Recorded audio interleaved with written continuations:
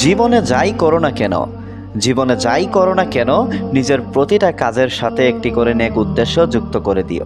না, প্রশ্ন তুমি করতেই পারো যে এটার কি প্রয়োজনীয়তা আছে, কিন্তু বিশ্বাস করো, যখন আমরা আমাদের কাজের সাথে একটি করে নেক উদ্দেশ্য যুক্ত করতে শুরু করি, তখন স্বয়ং ওপরওয়ালার তরফ থেকে সাহায্য আসতে শুরু করে।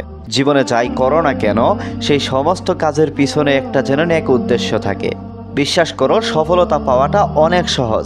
সফলতা পাওয়াটা অনেক সহজ তাদের জন্য যারা পরিশ্রম করতে ভালোবাসে, যারা অলসতাকে ঘৃণা করে। আর অলসতাকে আমরা কেন আমাদের জীবনে প্রশ্রয় দেব? যখন স্বয়ং ওপরওয়ালাই অলস ব্যক্তিদেরকে পছন্দ করেন না, আমরা কেন পরিশ্রমকে নিজের জীবনের অংশ বানাবো না? যখন পরিশ্রমী ব্যক্তিদেরকে ওপরওয়ালা সব থেকে বেশি পছন্দ করেন। না, আমি জানি না তুমি কোন ধর্মের, আমি জানি না তুমি কার প্রতি বিশ্বাস রাখো, কিন্তু আমার মনে হয় না এই পৃথিবীর কোনো ধর্ম অলসতাকে প্রমোট করে, অলসতাকে সাপোর্ট করে। কোনো ধর্মই করে না। স্বয়ং সৃষ্টিকর্তা এটা পছন্দ করেন না। তাহলে কেন তুমি অলস হবে? কেন তুমি অলসতাকে নিজের জীবনের অংশ বানাবে? আমাদের জীবনটা আমাদের কাছে কঠিন মনে হয়, কিন্তু এমনটা নয় যে আমাদের জীবনটাই সব থেকে বেশি কঠিন। কঠিন হতে পারে তোমার জীবনটা, হতে পারে তোমার পরিস্থিতি অনেক বেশি খারাপ, কিন্তু এমনটা নয় যে তোমার জীবনটাই সব থেকে বেশি কঠিন। তুমি তো দেখেছো সমাজে এত মানুষ আছে। দেখো, আমাদের কাছে কিছু থাকুক বা না থাকুক, আমাদের কাছে মেহনত করার মতো বয়স আছে, আমাদের কাছে আমাদের শারীরিক ক্ষমতা আছে। পৃথিবীতে এমন হাজারো মানুষ দেখবে যারা শারীরিকভাবে অনেক বেশি দুর্বল। তুমি রাস্তাঘাটে দেখো না কত বৃদ্ধ মানুষকে তুমি তো দেখেছো যে কত বেশি পরিশ্রম করে তারা, আমাদের থেকেও বেশি পরিশ্রম করে। এমন অনেক মানুষ তুমি দেখতে পাবে তোমার আশেপাশেই আছে। যদি একটু গড় করো তাহলে বুঝতে পারবে। না, আমি বলবো না যে তোমার কাজটা ছোট, অবশ্যই কোনো কাজ ছোট নয়। আমি এটাও বলবো না যে তোমার কাজটা অনেক বেশি কঠিন, যেটা হবে না। অবশ্যই হবে। এত মানুষ তো করে দেখাচ্ছে, তাহলে কেন হবে না? এত মানুষ তো পাচ্ছে, তাহলে কেন হবে না? না, এটা আমাদের ধারণা। আমি তোমাকে লিখে দিতে পারি এ পৃথিবীতে তুমি দেখবে সেই সমস্ত মানুষগুলোই সব থেকে বেশি হেরে যায়, যারা তাদের মাথায় এটার জন্ম দেয় যে আমি হেরে যাব, আমার দ্বারা হবে না, আমি পারবো না। তুমি যেমনটা চিন্তা করবে তোমার জীবনটা ঠিক তেমনটাই হবে। তুমি যেমনটা চিন্তা করবে তোমার জীবনটা ঠিক তেমনটাই হতে থাকবে, আর তেমনটাই হয়ে থাকে। আমাদের জীবন ঠিক তেমনটাই হয় যেমনটা আমরা ভাবি। তুমি একবার ভেবে দেখো, আমরা যে চিন্তাগুলো করি সেটার উপরে আমাদের স্টেপ শুরু হয়, সেটার উপরে আমরা পদক্ষেপ নিতে শুরু করি। এই যে পৃথিবীতে এত ধরনের প্রফেশন, এত ধরনের কর্মজীবন, কি জন্য? কারণ পৃথিবীর প্রত্যেকটা মানুষের চিন্তাধারা ভিন্ন ভিন্ন। এত যে ব্যবসা গড়ে উঠেছে কি জন্যে? কারণ এই পৃথিবীর বিভিন্ন মানুষ ভাবে যে ব্যবসাটা ভালো, এই ব্যবসাটা বেশি উত্তম। প্রতিটা মানুষের চিন্তাধারা ভিন্ন ভিন্ন। তুমি যখন অন্যের সাথে নিজেকে গুলিয়ে ফেলো, তখন তুমি নিজের চিন্তা ভাবনার উপরে প্রশ্ন তোলো, তখন তুমি নিজেই নিজের উপরে সন্দেহ করতে শুরু করো। তুমি ইউনিক।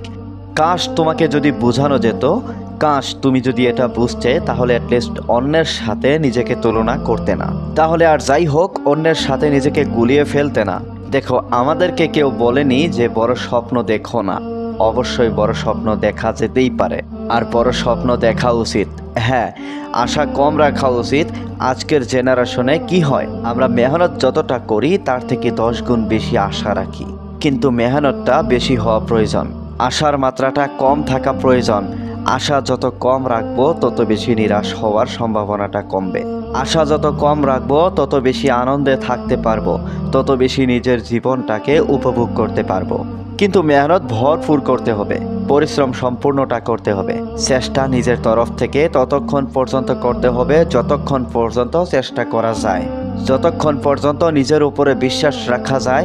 বিশ্বাস করো, আমি এটা দেখেছি পৃথিবীতে সফলতা পাওয়ার জন্য মানুষ মেহনত তো করছে, কিন্তু সফল হওয়ার পরে মানুষ মেহনত করতে চায় না।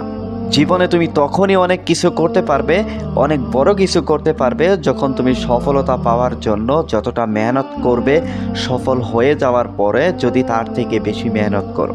আর এমনটাই করা উচিত। এটা যারা করে না তারা জীবনে অনেক দূর পর্যন্ত এগোতে পারে না। এই পৃথিবীতে বেশিরভাগ মানুষ দেয়ালে পিঠ থেকে যাওয়ার পরেই স্টেপ নিতে শুরু করে।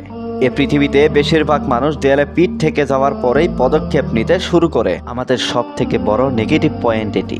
বিশ্বাস করো, যখন আমরা দেয়ালে পিঠ থেকে যাওয়ার পরে পদক্ষেপ নিতে শুরু করব, তখন অনেক কিছুই আমাদের হাতের বাইরে চলে যাবে।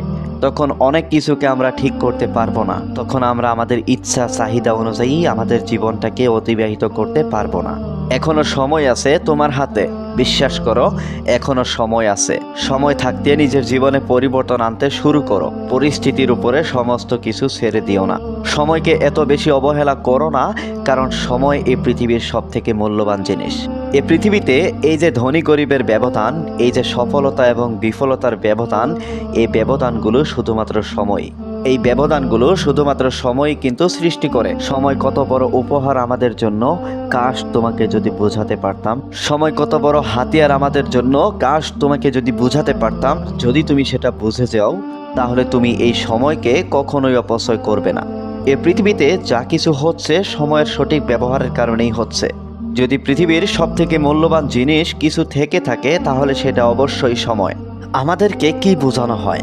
আমাদেরকে বোঝানো হয় যে যদি আমরা এখন এনজয় না করি, তাহলে একটা সময় পরে আমাদের আফসোস হবে যে কাশ সেই সময়টা যদি এনজয় করতাম। আমি জানি না এটা কাদের জন্য প্রযোজ্য। হ্যাঁ, এটা হতে পারে যারা অনেক ধনী তাদের জন্য প্রযোজ্য, কিন্তু আমাদের জন্য নয়। আমাদের জীবনেও অনেক ঘাটতি আছে। আমাদের জীবনে এখনও অনেক কিছু করার বাকি আছে। নিজের স্বপ্ন পূরণ করার বাকি আছে। নিজের পরিবারের মুখে হাসি ফোটানোর বাকি আছে। নিজের বাবা মায়ের জন্য অনেক কিছু করার বাকি আছে। নিজের পরিবারের জন্য অনেক কিছু করার বাকি আছে। নিজের পরিবার, নিজের আপন মানুষগুলোর জন্য অনেক কিছু করার বাকি আছে।